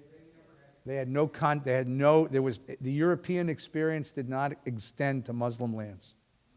It did not extend to Muslim lands. Was there any safe place? They were basically safe. I mean, they were, up until 1948, they were safe. I mean, Jews in Morocco, Jews in Egypt lived very nicely, nice. They lived as well as you can live under Muslim governments. They were accepted, they were tolerated, they had rights, they had restrictions. There were big restrictions, but they had rights. They were not tortured the way that they were in Christian Europe. There was no Holocaust. There was no Holocaust in Morocco, Tunisia, Egypt, Iraq. In Muslim lands, there was no Holocaust because there was no racial anti-Semitism the way there was in Europe. The Holocaust depended upon 1,000 years of Christian anti-Semitism that fueled its rage, but there was no Holocaust. But in 1949, as a political act, all those Jews had to leave. Okay? Good question. Yes, please. Who's got, Mike, I'm sorry. Yes, please. I have a question. Please, what's your question? You're correct on Come, he's using the microphone. excuse me, you're correct on the scholars from Zionists from Europe. Jabotinsky was one of them, Yeah. and Borokhov. Yeah. And Don't say them in the same sentence, though, because they hate each other. yeah, My father was a disciple of in Borokhov. Europe after the Second World War, I was a kid. I'll tell you what he says. It's In okay. Europe after the Second World War, Yeah. all those three scholars, Yeah. what you mentioned, Right. Jabotinsky, Borokhov, Right. and Herzl, they did a lot. We had a lot of information in Europe to call the kids. Yeah. The Zionists from Israel came to Europe, Yeah. and they were preaching. A different organization, of course, even Apoel Mizrahi. Right. So let me say this. Did that. So what happened is that between the world wars, in those years in the 20s and the 30s, before the Nazis destroyed Jewish Europe, you had the beginnings of Zionist movements as well as radical religious movements in both Eastern and Western European communities. Particularly in Eastern Europe, you have a lot of Jewish kids were leaving the yeshiva and joining the Zionist movement. So David Ben-Gurion, for the name. His name, that wasn't his born name, right? His name was Groin. And he, like so many, were taken up with the Zionist dream that he leaves yeshiva, leaves the traditional world of Eastern European and comes to Palestine, comes to Israel to build the land. And there were many like this. Those who stayed were part of Zionist clubs. Some of those Zionist clubs, the gentleman's pointing out, some of those Zionist clubs became the core of the resistance armies of the underground fighting against the Nazis during the war. Others made Aliyah to Israel. Others perished in the concentration camps. Yes, please. So you started this session with the poem by the 29-year-old. You want to hear it again? Yeah, I love it. Okay.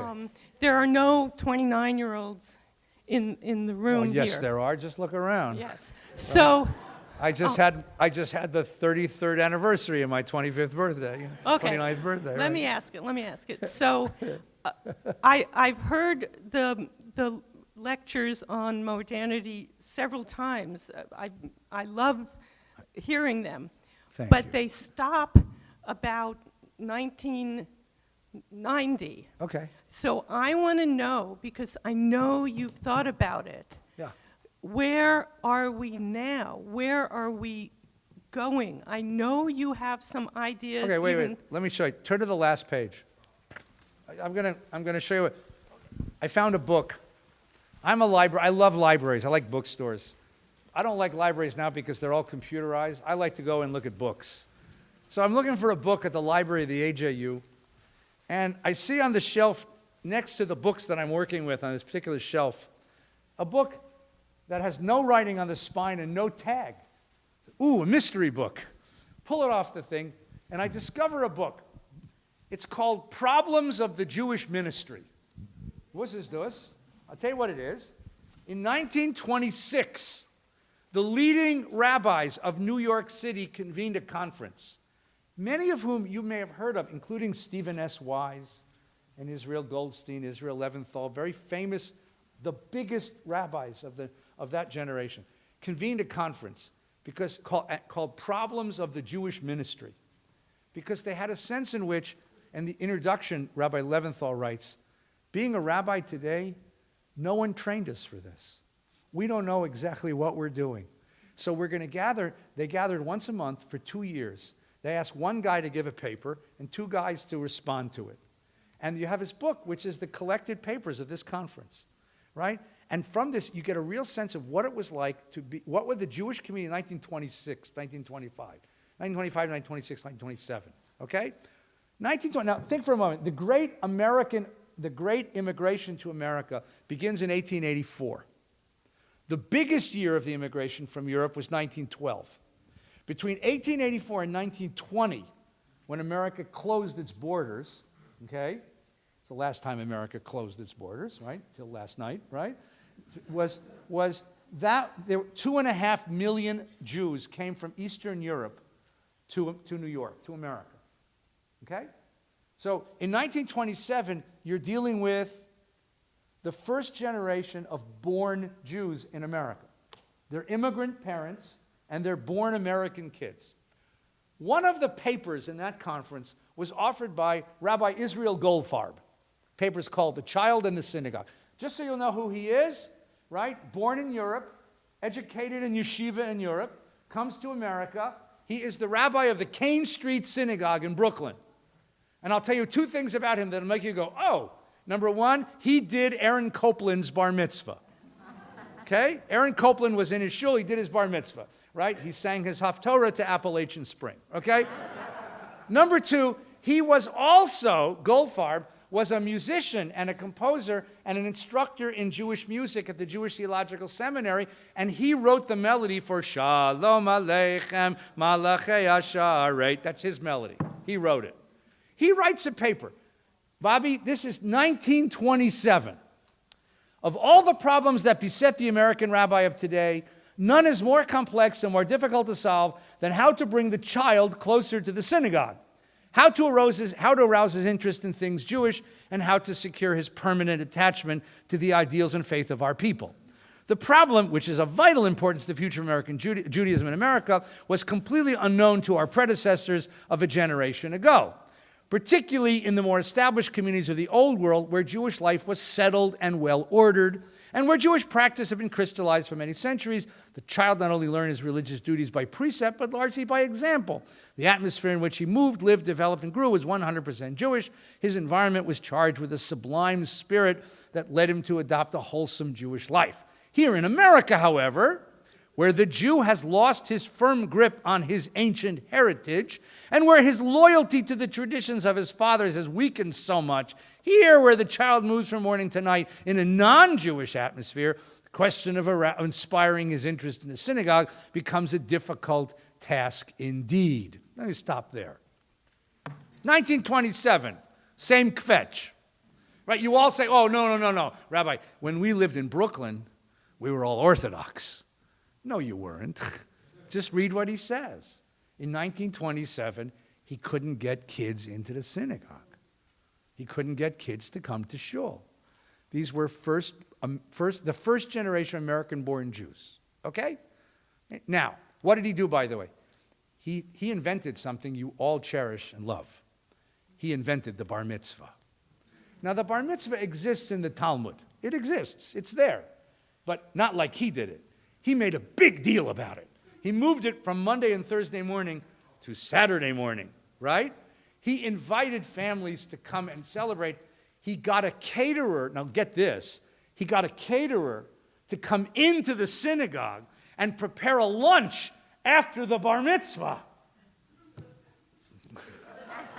I don't know if he had Jennifer's name up in lights the way we do now, but he created the big deal bar mitzvah. Now, because this became a big deal, kids wanted to do it. So he created a bar mitzvah class. You had to sit in his class for a year in order to qualify to have a bar mitzvah.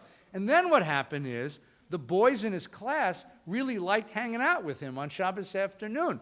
They studied Talmud, they played basketball. So he created the first youth group. He called it the Akiba Society. It was all of his bar mitzvah boys who would stick with him on Shabbos afternoon and play basketball. Then the girls said, we want the same thing. So he created the Rachel Society.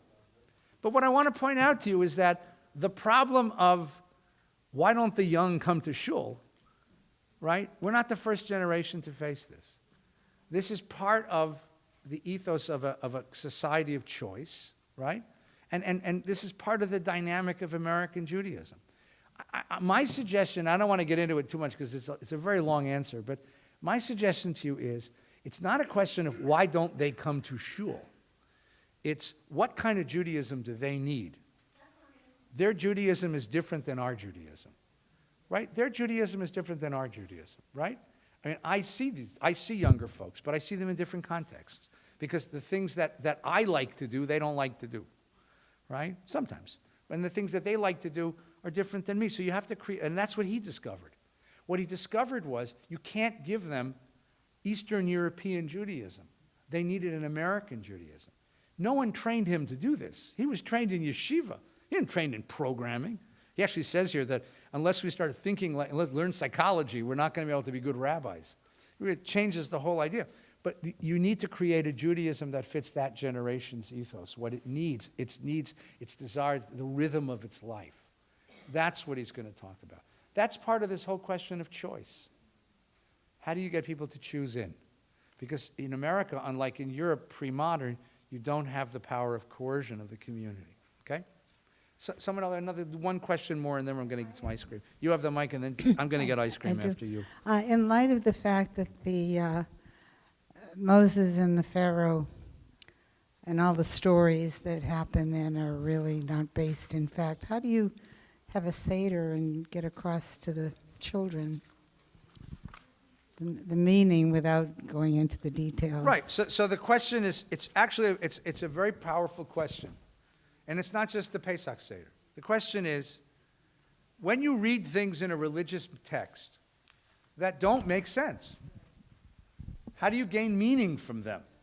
And what do you do? Now, so the answer, and I've done this with little kids and I've done this with grown-ups. It's actually kind of simple, right? Little kids are good. Kids will ask me, tomorrow morning, by the way, if anybody's not busy, at 8:15 I lead a service for the day school. And we play questions and answers. And the kid will raise his hand and say, Rabbi, right? If Adam and Eve only had 2 kids, and they were both boys, how did the world get full of people? And I point out, one of them killed the other, too. So, now, that's a really interesting question, right? And if you're 8, that's a really interesting question. It's a good question, because what is the kid really asking me? If the Bible teaches me something which I know makes no sense, how am I supposed to believe it? You told me it's true. How am I supposed to believe it?